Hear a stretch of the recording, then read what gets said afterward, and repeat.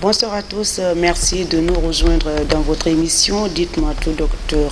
L'aventure avec nos spécialistes et fidèles téléspectateurs va en crescendo, thématique en thématique.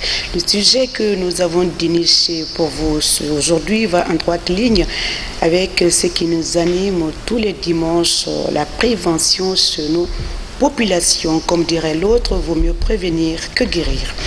Mesdames et messieurs, la qualité des produits que nous consommons compte énormément dans l'équilibre de notre santé. Qui sont ceux qui doivent nous orienter dans la consommation des produits de qualité? Le ou les responsables de l'Office national de contrôle de qualité. Nous recevons donc Dr Amadou Silla, responsable qualité au laboratoire de l'Office national de contrôle de qualité. Qu'est-ce que c'est? L'Office national de contrôle de qualité est notre question. Notre invité va donc tenter de répondre à ces différentes questions. Dans la deuxième partie, donc, vous pouvez nous joindre au 620 58 90 73. D'ici là, les questions avec notre invité comme d'habitude. Mesdames et messieurs, bienvenue à tous.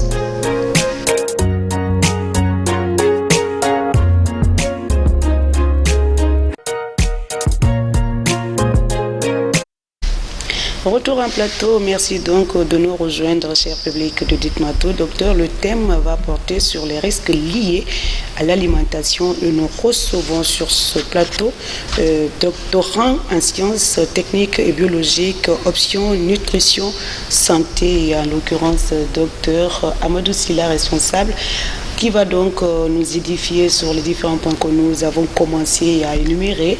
Il reste encore d'autres questions. Docteur Silla, merci donc d'être avec nous. C'est la première fois que nous recevons un nutritionniste en santé, mais la santé, comme on le dit souvent, est transversale. Ce n'est pas seulement les pathologies, il y a d'autres éléments qui rentrent en ligne de compte. C'est pourquoi vous êtes là, pour nous parler les risques liés à l'alimentation que les Guinéens consomment de façon générale.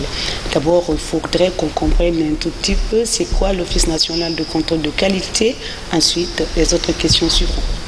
Merci vraiment pour la question, madame, et merci pour votre invitation. Comme vous avez signifié au départ, je suis Silla Amadou, doctorant en sciences et techniques biologiques, option nutrition santé et responsable de qualité à la direction générale de l'Office national de contrôle de qualité. Au fait, l'Office national de contrôle de qualité est un service public à caractère scientifique et technique qui est placé actuellement sous la tutelle du ministère du Commerce, de l'Industrie et des PME. Nous sommes à Matoto, précisément dans la commune de Matoto, dans le quartier Habitaya. Vous avez défini donc cette structure, l'Office national de contrôle de qualité. Quels sont donc les produits de qualité contrôlés en exportation? Mais s'il y en a aussi des produits locaux qui sont contrôlés, parlez-nous-en. Merci vraiment pour la question. Mais avant de répondre à cette question, je voulais juste vous signifier que l'Office non seulement a pour mission le contrôle de l'application de la réglementation relative à la qualité des biens de consommation en République Guinée, parce qu'en tout lieu, l'État est le premier garant de la santé de sa population. En ce qui concerne les produits d'exportation, de façon générale, tous les produits que vous prenez, le café, cacao, sont contrôlés à l'Office dans le contrôle de qualité avant d'être exportés, mais également les produits locaux, quand vous prenez l'huile de palme rouge, beurre de karité, le riz, le fonio, le maïs, etc. Presque tous les produits qui sont destinés à la consommation humaine. Parce que vous n'avez pas sans savoir que quand vous regardez les dernières estimations de l'Organisation mondiale de la santé, en ce qui concerne le problème lié à la santé, il est dit que 80% des maladies sont liées à l'alimentation. Ce qui fait que dans tous les pays du monde, il y a un service de contrôle de qualité qui veille à la sécurité et à la qualité des aliments afin de protéger la santé de sa population.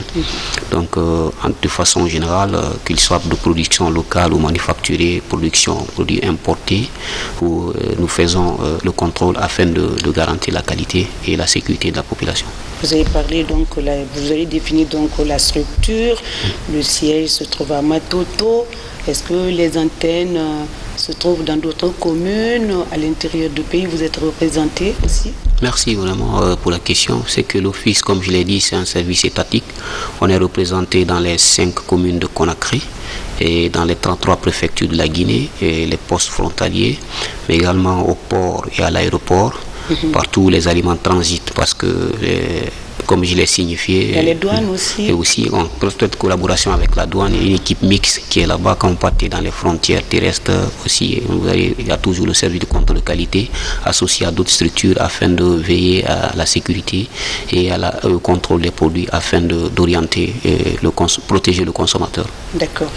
Quelles sont les personnes habilitées à jouer ce rôle de contrôle qualité de ce que nous consommons? Au fait, le contrôle de qualité chez nous en Guinée, il y a 2 volets. Il y a d'abord le laboratoire d'analyse qui est à Matoto, le laboratoire d'analyse physico-chimique et d'analyse microbiologique. Mais à part les laboratoires, il y a ce qu'on appelle les inspections. Les inspections c'est ce que j'ai défini, ils sont dans les 33 préfectures et ils sont dans les communes qui sortent de façon inopinée afin de venir voir les commerçants. Pourquoi de façon inopinée? Pourquoi ne pas informer la population de leur sortie? Parce que si vous regardez de façon générale, la définition de contrôle, de façon technique, c'est la vérification. Et si vous avertissez des gens que je viens vous contrôler, il y a toujours quelque chose d'inhabituel que vous allez trouver. Les gens vont prendre des précautions afin de cacher des produits périmés, par exemple. Des produits, exactement, des produits non conformes, je dirais. Ce qui fait que nous organisons des missions de façon inopinée afin de voir. Mais quand nous venons, nous essayons d'abord d'attirer l'attention des gens par rapport à la santé de la population eux-mêmes. Nous les orientons, nous les conseillons par rapport au respect des bonnes pratiques d'hygiène, les conditions de conservation, les conditions de transport. Parce que certainement d'autres peuvent ne pas connaître ces problèmes, ils sont ignorants, ou d'autres ils connaissent pas l'impact que ça peut dégénérer. Raison pour laquelle quand nous venons, nous passons d'abord de façon la manière douce, la sensibilisation, pour qu'on soit aligné. Parce que quand vous regardez le fondement de la sécurité sanitaire des aliments, le texte il est clair. Il est dit que les aliments ne constituent pas un danger pour le consommateur tant que les lignes directrices d'utilisation prévues sont respectées. Depuis la production jusqu'à la consommation, il faut suivre. Si on vous dit qu'il faut conserver à telle température, prière de faire cela parce qu'il y a un risque d'altération de la qualité. Tout à fait. Vous êtes doctorant en sciences techniques et biologiques, option nutrition. Vous travaillez dans le laboratoire au siège de Matoto. Est-ce que le laboratoire dont vous avez fait allusion tout à l'heure répond aux normes internationales, docteur Silla? Oui. C'est le seul laboratoire aussi? Pour l'instant, il y a des laboratoires annexes déjà. Mais quand l'Office national de contrôle de qualité, actuellement, nous sommes dans une phase d'accréditation. Au fait, ça demande un certain nombre de processus. Il faut d'abord construire le local, aussi mettre les équipements en place, recruter le personnel, et aussi suivre toute la stratégie. Ce qui fait qu'actuellement on est en phase de ça. On est accompagné par l'ONU dans ce processus pour l'accréditation. Il faut retenir que nous sommes d'abord les seuls laboratoires en Guinée à bénéficier de ce projet pour pouvoir non seulement booster le pays, parce que ça y va dans l'intérêt de la population guinéenne. Comme je l'ai signifié, l'État est le premier garant de la santé de sa population.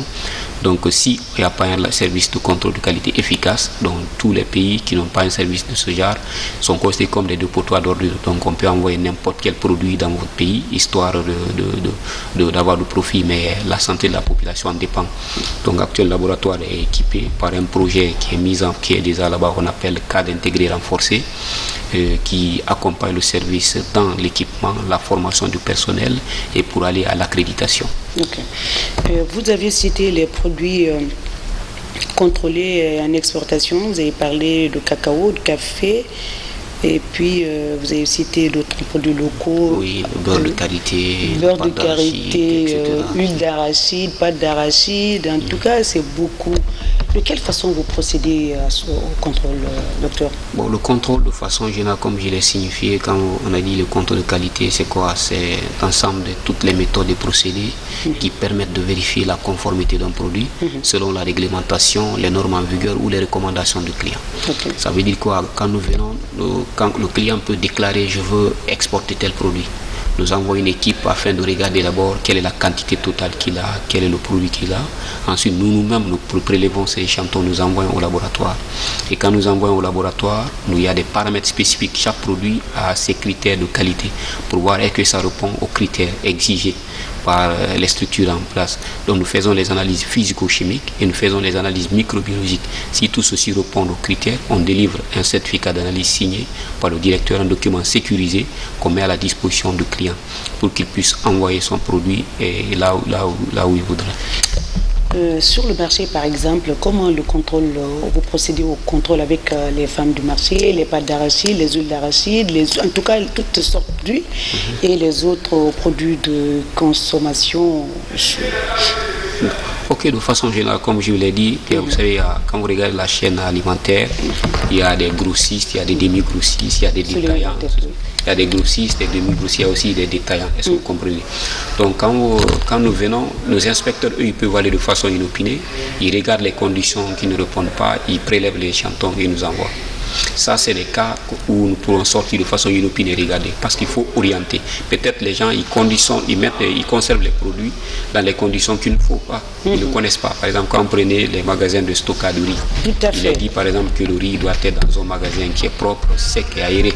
Ça ne doit pas être hormis des palettes. Imaginez quelqu'un qui stocke le riz sur des palettes, sans palettes. C'est que le risque est très très élevé que ça attaque l'humidité.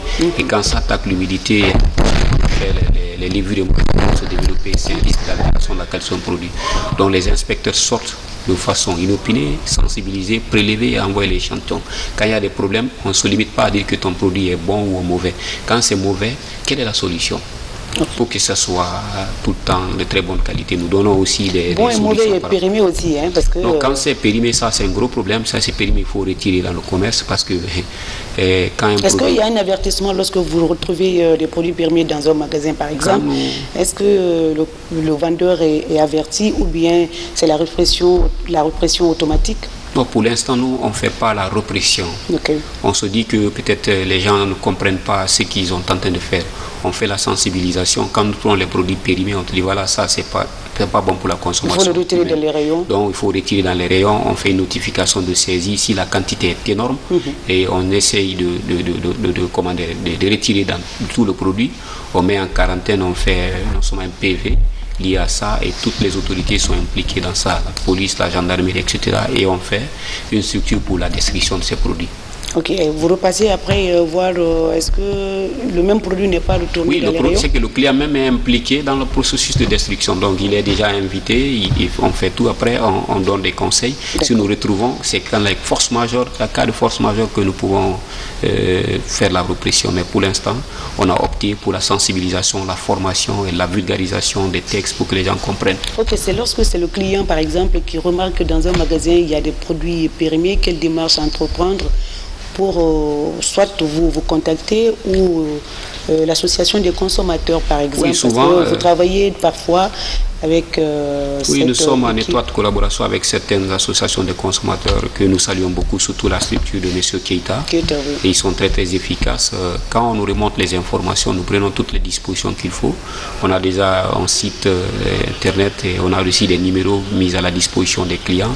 Nos inspecteurs sont identifiés aussi par des gilets, etc. avec les numéros, histoire de... Quand nous rencontrons ce cas de figure, nous interpellons les gens, nous prenons des dispositions à suivre et pour que ça se passe dans les règles de l'art.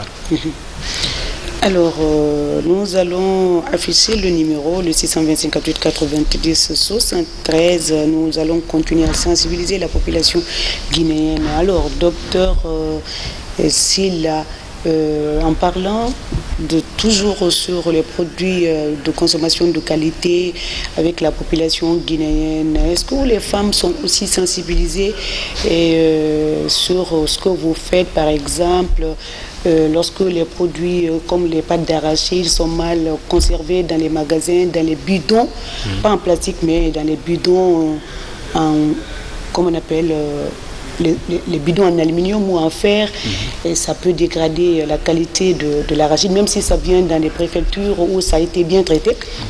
Est-ce que les femmes sont à vos côtés pour savoir comment conserver ces produits-là, par exemple? Oui, merci vraiment pour la question. Actuellement, la Guinée, beaucoup de gens commencent à comprendre la notion de qualité parce que nous avons vu des femmes qui sont regroupées en association, qui exportent des produits de soja, mais quand elles partent ailleurs, elles voient la réalité, elles sont boostées. Même si leur produit est de bonne qualité, mais il ne peut pas accéder à certains marchés. Pourquoi? Parce que les conditions de conservation, les conditions d'étiquetage, il y a beaucoup de facteurs. Donc eux-mêmes, ils viennent vers nous, ils sollicitent des formations que nous faisons de façon gratuite. On les explique les conditions d'étiquetage, les conditions de conservation, les conditions de transformation, pour qu'elles puissent être compétitives sur le marché international. Donc aujourd'hui, quels sont les produits déjà préparés, ou quelles sont les femmes qui sont déjà préparées à vendre leurs produits soit dans la sous-région, même à l'international, par exemple, que vous avez formé et que vous avez aidé à ce que les produits soient bien emballés, que ça soit vendu à l'étranger, par exemple. Surtout quand vous regardez la structure des gens qui sont à Kindia, qu'on appelle Kanianeme, ce soit des femmes, ils nous ont écrit officiellement, on est venu vers eux, ils ont amené leurs produits, on a analysé. Là où il y avait des anomalies, nous avons dit voilà les problèmes qui sont liés à ça, et ils ont corrigé en faisant des petits essais jusqu'à ce qu'ils ont compris la thématique. Ça, c'est une démarche qui est à saluer. Il y a aussi beaucoup de producteurs locaux qui évoluent dans ce sens-là, qui se sont intéressés. Donc nous, notre objectif, c'est de former, informer, sensibiliser. Parce que quand on te dit de faire directement la répression, les gens ne vont pas comprendre ce qu'il fait. Donc il faut d'abord créer les conditions qu'il faut, un environnement approprié au dialogue, à l'échange, pour que chacun puisse y gagner. Parce qu'en tout lieu, c'est la Guinée qui gagne avant tout. Très bien. Vous avez parlé par exemple de Kindia. Est-ce que les autres préfectures aussi sont concernées? Parce qu'il faut aider les préfectures selon les produits dans ces différentes localités. Par exemple, à Kania, c'est des fruits. Par exemple, en Moyenne-Guinée, ça peut être des shit, parce qu'ils produisent beaucoup les pommes de terre. Et en Haute-Guinée, vous avez préparé quoi, ou vous avez prévu quoi? Et en forêt, qu'est-ce que vous avez prévu pour les autres préfectures? Oui, souvent à cause des différentes sensibilisations que nous faisons. Quand vous regardez, il y a des dames, par exemple, une dame qui a contacté une fois notre ministre du Commerce, de l'industrie des PME, qui font l'huile de Kobi. L'huile de Kobi. Mais depuis ça, c'est dans Kankan, à Mandiana, dans les confins. Mais quand elle a mené, nous avons dit voilà ce qu'il faut faire. On a analysé le produit, on a dit voilà, on les accompagne techniquement actuellement. Il y a aussi l'Union Boramal et de Bofa qui font beaucoup plus de riz, mais avant il y avait des petits problèmes. Le riz, quand tu prépares, il faut manger à chaud. Les conditions de conservation n'étaient pas là. Donc on les a formés dans ce sens-là. On les a fait un petit manuel pour qu'ils puissent suivre la procédure en commun accord avec le ministère de l'Industrie et des PME exactement. Donc voilà ce que nous mettons. Nous recevons des étudiants aussi qui évoluent dans les sciences alimentaires et agroalimentaires pour les former, les accompagner dans la rédaction de leurs thèmes de mémoire. Nous les proposons nous-mêmes des thèmes et tout ce qu'ils font, le master, le doctorat, etc. dans ce domaine-là, histoire de propulser. Parce qu'on s'est dit qu'il faut que les gens soient formés. Quand les gens sont formés, ils ont l'information qu'il faut et ça pourra faciliter le transfert de compétences aussi et prévenir la santé de la population. Prévenir la santé de la population, c'est ce qui nous anime, nous, tous les dimanches ici dans cette émission, avec les médecins et même les techniciens de laboratoire comme vous, pour aider les Guinéens de Zérekour et les régions les plus reculées de comprendre comment prévenir les conduites à tenir pour éviter telle ou telle maladie. L'alimentation est la base de beaucoup de maladies, comme vous l'avez dit tout à l'heure. Le numéro est affiché, les téléspectateurs peuvent nous appeler, le 620 90 73. Mais avant, docteur Sila, quelles recommandations vous pouvez faire passer, par exemple, auprès des populations, les femmes qui sont en association, qui veulent promouvoir leurs produits à l'international, dans la sous-région, pour commencer par là. Et les femmes, il faut les mettre en compétition, il faut les mettre compétitives sur le marché avec les autres femmes de la sous-région, pourquoi pas l'international.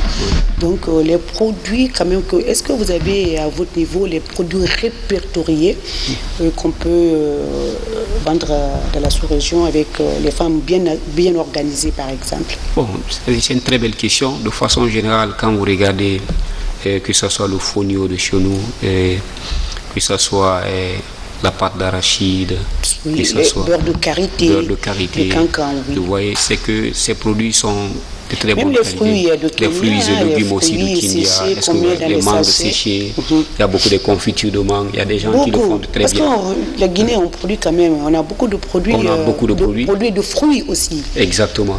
Parce que quand vous regardez, généralement en matière d'alimentation... Mais le problème de conservation pose problème. Oui, parce que les gens ne connaissent pas d'abord... Mais justement, c'est une occasion pour inviter les associations, en tout cas le ministère de l'Industrie, pour aider ces femmes à mieux conserver leurs produits. Exactement. Après la consommation, c'est la période de mangue, après la vente, le stock, que ça soit fait en confiture. En tout cas, il y a beaucoup d'autres... Oui, il y a beaucoup d'accompagnement. Tout dernièrement, il y avait la semaine de l'industrie où nous avons participé. On a ouvert les portes pour que les gens puissent venir vers nous. Au fait, tu vas voir, les gens, ils ont la volonté de mettre leurs produits sur le marché, mais ils ne connaissent pas les fondements de la sécurité sanitaire des aliments. Tout à fait. Donc, ce qui fait que quand ils viennent vers nous, on ne se focalise pas seulement pour analyser le produit. Nous profitons chaque fois au bureau. C'est devenu comme une salle de classe. Oui, quand vous venez, vous enseignez. On enseigne, on dit, mon ami, ce que tu es en train de faire, voilà, c'est bon, mais voilà ce qu'il faut faire pour améliorer, pour l'amélioration continue. Et si le produit doit être conservé comme ça, doit être mis dans tel type de sachet, tel type d'emballage, tel type de conditions, et à quelle température. Et les emballages, on les fabrique chez nous, par exemple. Souvent, tu vois, les gens sont confrontés à ça. Il y a actuellement des structures qui font des emballages comme Sofamer, comme Topaz. Il faut répondre aux critères, exactement comme Topaz, comme Sofamer, etc. Mais avant, les gens ne comprenaient pas. Ils prenaient des bouteilles par terre, on les nettoyait, alors qu'il y a ce qu'on appelle la stérilisation. Si ce n'est pas stérilisé, il y a un risque d'altération de la qualité du produit. Donc quand les gens viennent, on ne se focalise pas seulement à dire que voilà, c'est les frais d'analyse qu'il faut payer. Il faut faire ça, mais nous analysons, nous orientons les gens dans le bon sens. Parce que ce qui est bon, et on explique le problème pour ne plus que le problème revienne encore chaque fois. Quand si c'est nécessaire d'aller vers les gens, nous venons vers les gens. D'accord. On continue à sensibiliser. Le numéro est affiché, c'est sûr, le 625 58 90 73. Aujourd'hui, nous parlons de ce que nous devons manger, ce qui se trouve sur le marché, ce que les femmes produisent, ce que les femmes, en tout cas, il faut manger qualité et équilibré. Oui. Alors, c'est ce que nous essayons de faire pour éviter de tomber malade et d'aller à l'hôpital pour se faire soigner. Vaut mieux prévenir que guérir.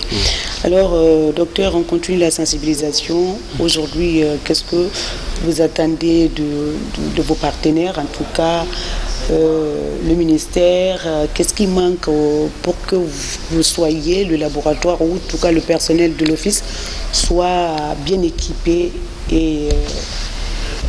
Merci vraiment pour la question. Au fait, déjà, comme vous avez signalé, nous sommes en phase d'accréditation. Nous avons reçu des équipements de dernière génération comme des équipements chromatographiques, mais c'est venu en période de Covid, en période de transition. Nous avons besoin beaucoup plus des partenaires pour nous accompagner, à envoyer des experts, à nous apprendre à l'utilisation, à nous accompagner à l'utilisation de ces équipements parce que c'est de la dernière génération. Ça sert à rien d'envoyer des équipements de génération et de pouvoir pas l'utiliser. On a déjà la même mise dessus, mais nous voulons avoir beaucoup plus mais vous avez besoin de formation sur place ou bien vous avez besoin de vous déplacer? Non, nous sommes ouverts, que ce soit sur place. On a besoin des gens qui sont disponibles, qui peuvent venir, qui parlent français, qui peuvent nous accompagner à l'utilisation. Parce que s'il faut aller, si vous comprenez, nous sommes en phase transitionnelle, il y a beaucoup de problèmes qui peuvent se poser. Parce qu'il faut envoyer les gens, le billet d'avion et tout ça, c'est coûteux. Des frais. Des frais. Mais le nombre sera limité.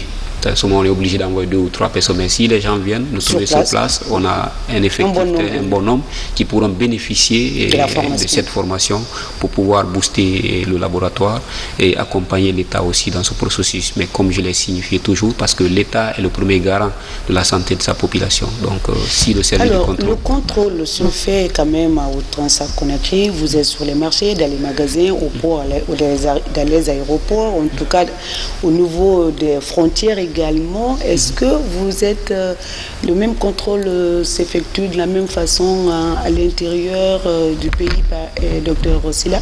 Oui, exactement comme je l'ai dit. Est-ce qu'ils sont formés, le personnel sur le terrain sont formés pour mieux sensibiliser la population? Oui, comme je l'ai dit, l'office, il y a le volet inspection et le volet laboratoire. Mais quand vous venez, si vous êtes personnel de laboratoire, dès que vous venez, la première des choses que nous allons faire, c'est de vous former. Même si vous êtes de la matière ou pas, il y a un programme de mise en niveau qu'on va mettre de 2 mois, 3 mois, jusqu'à ce que les gens soient outillés à la politique qualité avant de les envoyer dans les préfectures. Là, ils sont déjà outillés. Il y a une équipe mixte qui est formée, on les envoie. Donc, ça permettra d'éviter les problèmes sur le terrain, parce qu'il y a toujours des petits problèmes rencontrés, mais il faut être formé pour pouvoir répondre à cela. Nous sommes au laboratoire, on ne sort pas souvent, mais quand on nous remonte des informations, nous prenons des dispositions pour faire des analyses, pour des résultats. S'il y a des recommandations à faire, on appelle nos inspecteurs, voilà ce qu'il faut faire par rapport à ça, parce qu'on ne peut pas aller souvent, en tant que responsable qualité, se déplacer, aller jusqu'à Zérékoré souvent, mais nos représentants qui sont là-bas, on joue l'information, ouais. Avec l'informatique, tout est facilité, l'internet, tout est facile actuellement. Je peux rester là, intervenir même à distance dans ce que nous faisons. Donc, quand les gens sont recrutés, le directeur, il met directement les gens à notre disposition. Il met un programme de formation. On regarde le profil de l'intéressé, on te forme à notre manière, même si vous êtes juriste. On va vous transformer en contrôleur de qualité, un peu connaître quelques notions fondamentales pour que vous puissiez aller. C'est ce que nous faisons. Très bien. On continue toujours. La deuxième partie, les téléspectateurs, vous pouvez donc nous joindre le téléphone sommaire. Lorsque le docteur la parle, on ne peut pas l'interrompre. On le laisse aller au bout de son idée, et c'est l'intérêt de l'émission. Docteur Silla, c'est vrai, vous allez sur le terrain avec les inspecteurs. Est-ce que vous êtes seulement, c'est seulement les membres de l'office, les membres de l'office seulement qui vont sur le terrain, ou bien il y a l'association, un membre de l'association des consommateurs, celui de laboratoire, ou seulement c'est les inspecteurs qui vont sur le terrain? Au fait, quand nous sommes en phase de la sensibilisation, là, nous formons une équipe mixte. Il y a les consommateurs. À quelle période vous Souvent, vous sortez nous ciblons, ça dépend du programme, nous ciblons les programmes à l'interne. Souvent, un programme de travail qu'on nous a soumis, le calendrier du ministère. Nous regardons à telle période, il faut sortir, à telle période, il faut patienter. Pourquoi ça? Parce que quand on informe les gens, ils vont prendre des dispositions.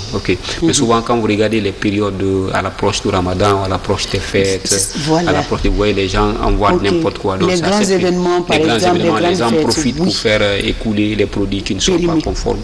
Donc, nous mettons une stratégie en place avant ça, histoire de dire que attention, ça fait pas. Docteur Slamé, il ne faudrait pas aussi oublier les femmes qui vendent dans les marchés ou sur les routes, par exemple, les femmes qui sont pas même sur le marché, elles vendent en période des grandes fêtes, vous les voyez avec des boîtes de conserve, avec en tout cas beaucoup de produits qu'elles vendent. Qu'elles vendent. Comment vous gérez ces genres de cas? Vous savez, bon, c'est un problème de façon... Bien, ça sonne. Quand vous parlez... vous pouvez. D'accord. Allô? Oui, allô? Oui, bonsoir monsieur. Bonsoir, comment allez-vous? Très bien. Votre nom, d'où vous nous appelez?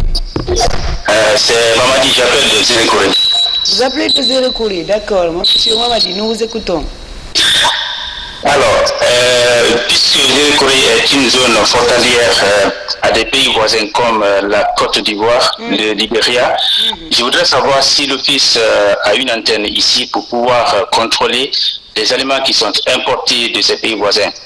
Parce que lorsqu'on part au marché de Zérékoré, on voit souvent des boissons qui sont importées du Libéria, et les gens les achètent sans savoir est-ce que ce sont des boissons qui sont aptes à la consommation, et même des médicaments. Hier, par exemple, au marché de Zérékoré, j'ai entendu une femme dire du paracétamol venu du Libéria qui soigne les maux de tête et le palu. Bon, j'ai halluciné. Parce que ces gens de produits ne peuvent pas soigner à la fois ces deux maladies. On sait bien de quoi il s'agit. Est-ce que l'Office est représenté à Zélécoré pour pouvoir contrôler ces aliments et autres produits qui sont importés des pays voisins, puisque Zélécoré est très très loin de Conakry où l'Office est implanté. Merci beaucoup. Merci mon frère Mamadi. Il a halluciné. Ouais. C'est vrai. Non, c'est normal. Est-ce que vous maîtrisez ces cas? C'est normal ce qu'il dit. Vous savez bien que la Guinée a opté un marché. Nous sommes dans une économie libérale à cause des accords internationaux. Il y a l'échange commercial qui est dans tout le pays. Mais ce qu'il faut retenir, nous avons un représentant déjà à Zélékoré. Ils sont à la préfecture. Ils travaillent en commun accord avec les administrateurs des marchés, etc. Il y a un autre appel. Mais ce qui fait qu'on est représenté. Dès que l'échantillon vient, ils essaient de faire un contrôle documentaire, ils prélèvent les échantillons, ils nous envoient, on analyse et on donne. Quand c'est conforme aux critères, on libère la rentrée parce que... Mais il a dit, est-ce que la femme... Non, c'est non-sens. Elle-même, un produit ne peut pas soigner à la fois paludisme et les sociaux, donc voilà, c'est non-sens. Il y a des antipaludiens, il dit paracétamol, ça c'est des... Ok. On avait une question qui n'a pas été répondue, là, les femmes... en période de grandes fêtes, des grands événements. Exactement, comme je disais. Est-ce que vous maîtrisez ces paramètres-là? Comme je disais, vous pouvez prendre les appels, même si je parle. Comme je vous disais, de façon générale, ce qu'on appelle le secteur informel de l'alimentation. La FAO dit que c'est un secteur qui offre des aliments et des boissons qui sont prêts à être consommés, mais qui sont vendus spécialement dans la rue ou dans certains endroits publics similaires. Mais il se pose aujourd'hui le problème de la sécurité sanitaire des aliments. Ces femmes eux-mêmes, ils ne connaissent pas l'impact et le problème lié à ça, parce que si on te dit un produit doit être conservé à la basse température, qui expose au soleil, il y a un risque d'altération, etc. Donc ce qui fait que de façon générale, on est en train de passer à la sensibilisation, former beaucoup de gens et puis passer. On va toujours continuer avec les femmes qui vont au niveau des trottoirs et puis allô. Allô, oui. Allô. Toujours ces femmes, parce que quand tu les demandes de façon, ils disent non, moi je cherche à gagner mon pain quotidien, alors que... Mais quand même, elles prennent ça quelque part. Elles prennent quelque part, exactement. Voilà. Ce qui fait que nous essayons de couper depuis la source, parce que si la source est bien contrôlée, les autres... Pourquoi les grossistes ou les gros vendeurs, ou en tout cas ils attendent en ces périodes de fêtes, de tabaski pour sortir des produits périmés et laisser ça... Bon, de façon générale, vous savez, quand vous regardez dans le commerce, personne ne veut investir pour perdre. Tout le monde veut essayer de gagner. Bien évidemment. Ce qui fait que... Mais pas au détriment. Mais certains le font même au détriment. Certains le font même au détriment de la santé, parce qu'ils voient beaucoup plus d'intérêt. Ce qui fait que nous, quand nous venons vers les gens, on leur dit voilà ce que tu es en train de faire. J'ai commencé par dire il y a 80% des maladies qui sont liées à l'alimentation. À l'alimentation.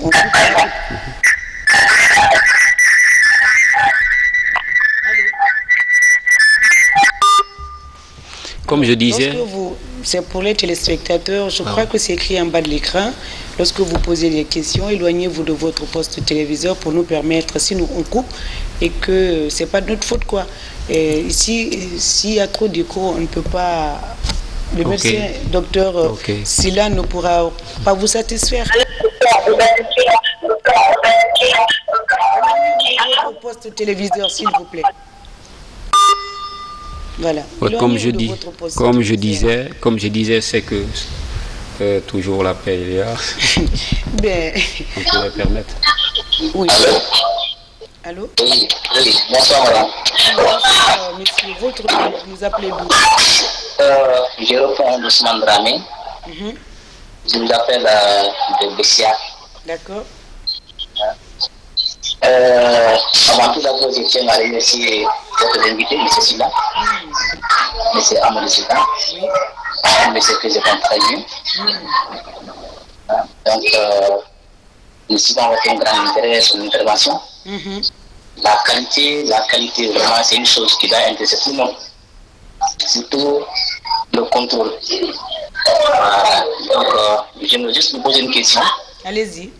Je voulais savoir, est-ce qu'ils ont une politique au laboratoire qui permettra d'encourager les personnes qui envoient des champions? On sait que de faire une analyse dans les laboratoires, le coût est très élevé.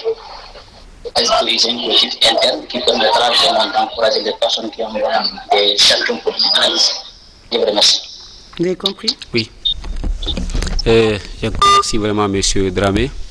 Au fait, la politique dont il fait allusion, la politique à l'interne, surtout quand vous regardez les producteurs locaux, nous essayons non seulement de baisser même les frais d'analyse pour pouvoir les encourager. Ah, il y a certains qui viennent d'eux-mêmes pour contrôler. D'eux-mêmes pour contrôler quand ils viennent. De leur plein gré pour voir la qualité de leur produit. D'autres même, quand le produit est périmé, eux-mêmes ils déclarent.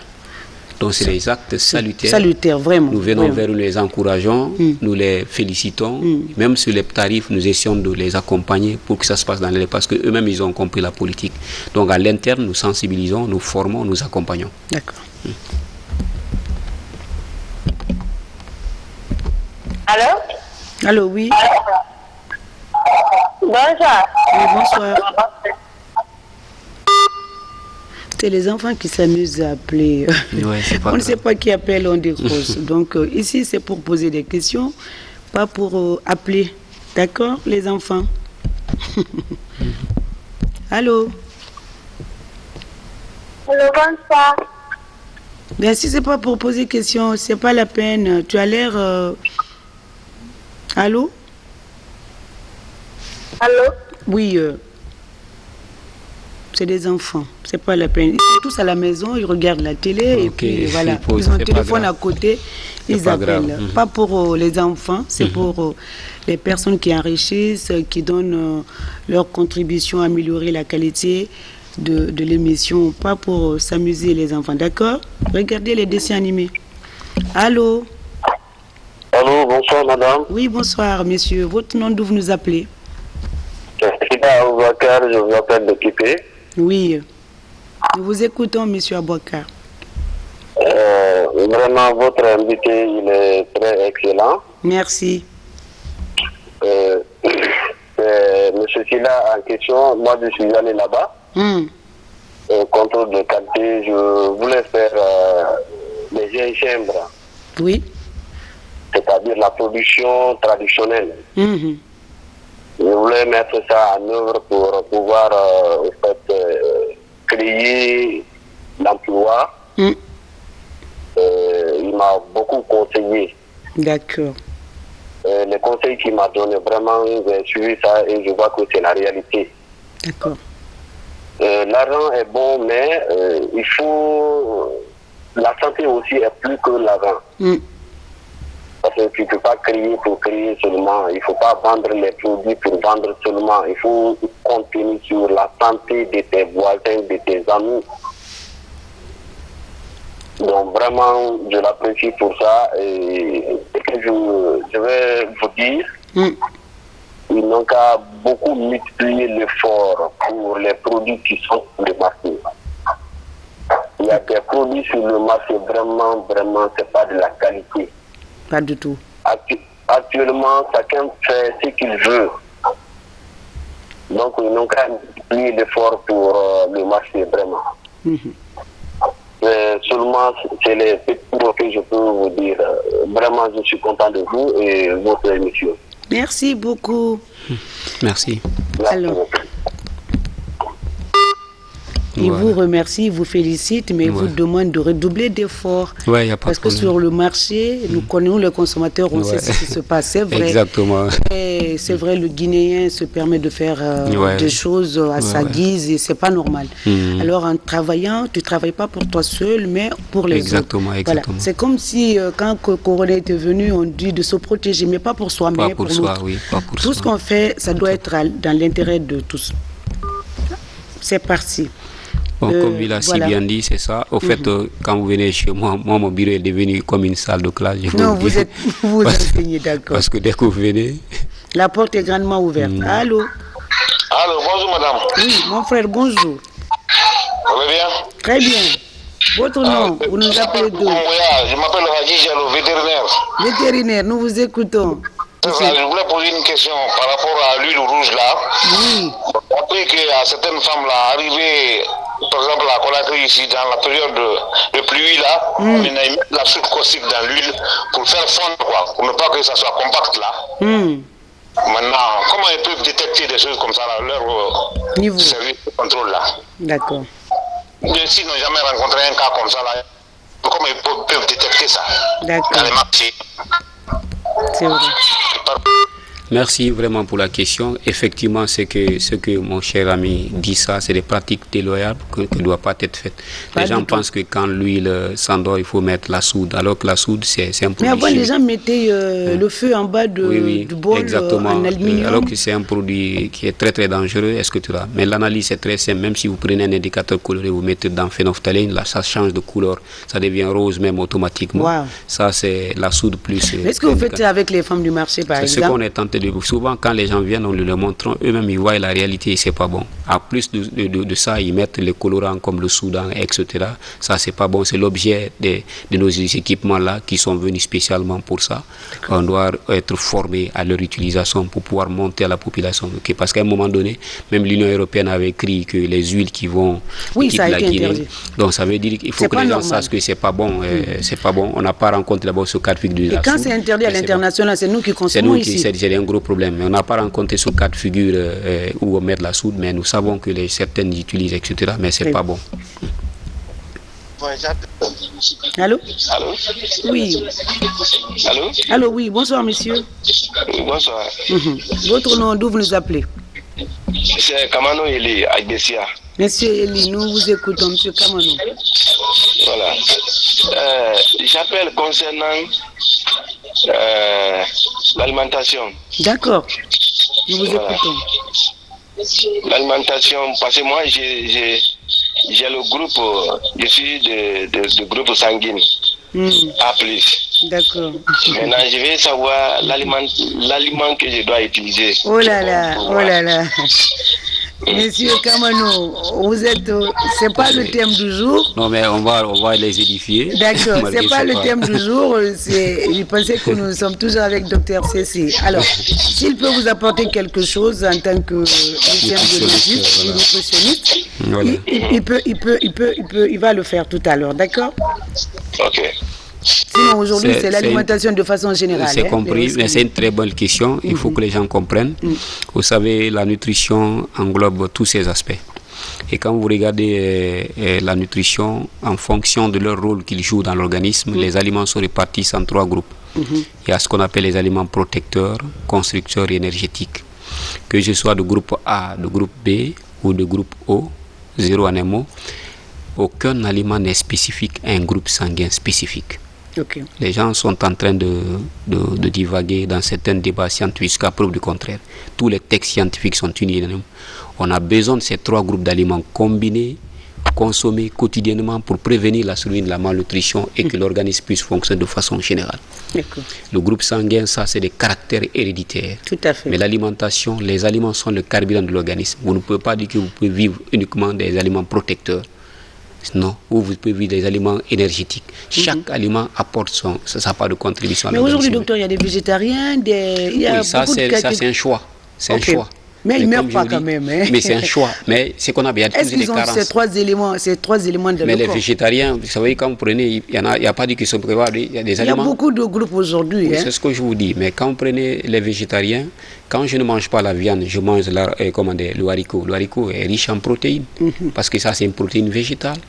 Il faut connaître le rôle de chaque aliment. Quand on prend des fruits et légumes, tout le monde sait que c'est riche en vitamines et minéraux que l'organisme a besoin. Tout à fait. Quand on prend des céréales et légumes, les céréales de façon générale, c'est riche en énergie, en glucides.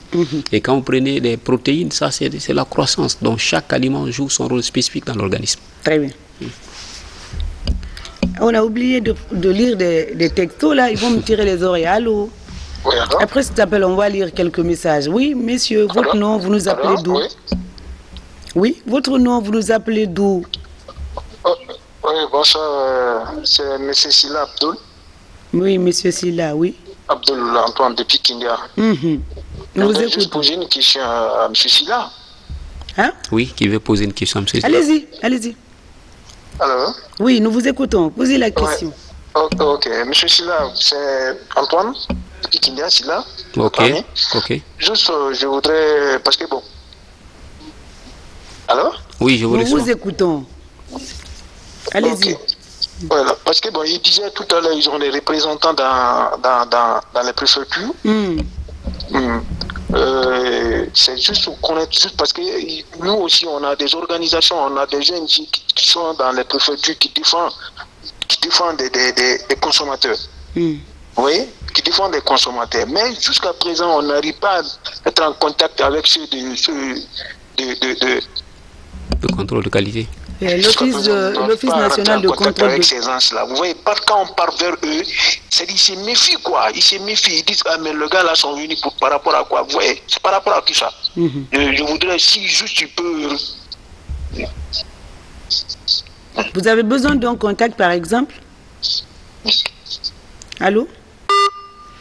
Oui, je comprends bien sa position, je comprends sa préoccupation, mais monsieur Silla, mon cher ami, doit savoir que nous sommes ouverts. Si peut-être le contact avec les autres ne marche pas, il peut venir. Moi, mon numéro, il est disponible. Alors, est-ce qu'on peut noter ensemble avec la régie le numéro de Dr Silla? C'est vrai que ça va être... Il n'y a pas de souci. Vous serez envahi, mais c'est nécessaire. Il faut même poser, il faut avoir un numéro vert. Si, on a déjà notre site, il y a les numéros qui existent là déjà. Mais il faut avoir un numéro permanent vert. Il n'y a pas de souci, on prend cette suggestion, il y a le 622. Alors, vous pouvez noter avec moi, vous qui suivez en même temps la régie, vous notez 622. Oui. 14. 14, oui. 67. 67. 22.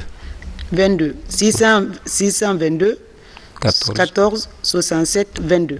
C'est le numéro de docteur Silla. Allô? Oui, allô? Oui, bonsoir, messieurs. Oui, bonsoir. Votre nom, d'où vous nous appelez? C'est Moussa Kouroudou Kamara, depuis Yataya. Monsieur Kouroudou, depuis Yataya. Depuis Yataya. Nous vous écoutons, messieurs. Je dis bonsoir à votre invité. J'ai une question à lui poser. Allez-y. C'est-à-dire, pendant des moments d'hivernage comme ça, quels aliments qui est bon pour dans le groupe sanguin au plus? Ok. Monsieur, mon cher ami. En même temps, c'est vrai, vous êtes nutritionniste. Mon cher ami, c'est vrai que nous sommes là sur nutrition, c'est vrai, mais je voulais le signifier que l'organisme a besoin de tous les groupes d'aliments. Parce que quand vous regardez les vitamines et les minéraux, l'organisme ne peut pas les synthétiser. Il faut forcément les apporter pour l'alimentation. Il n'y a pas dit qu'il faut forcément que je prenne des aliments énergétiques, et exception faite pour les aliments protecteurs. Donc il faut diversifier votre alimentation et boire beaucoup d'eau et se reposer aussi parce que c'est très très important. D'accord.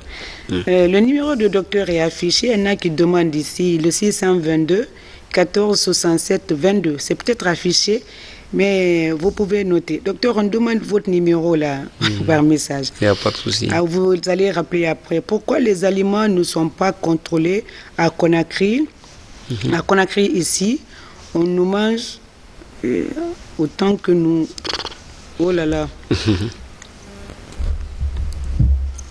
C'est des questions, mais quand vous n'écrivez pas bien, moi je ne peux pas me permettre de lire ça ici, sinon on va me tirer les oreilles. C'est mal écrit, je ne comprends pas. Et nous, on mange n'importe quoi ici. On mange n'importe quoi à Conakry et qu'on ne voit pas certains microbes à l'œil nu. Donc, qu'est-ce qu'il faut faire? Les aliments qui ne sont pas protégés, par exemple. Et il faut aller voir nos frères qui font des brochettes en cours de route, qui ne sont pas protégés, nos sœurs qui vendent les beignets, qui ne sont pas protégés.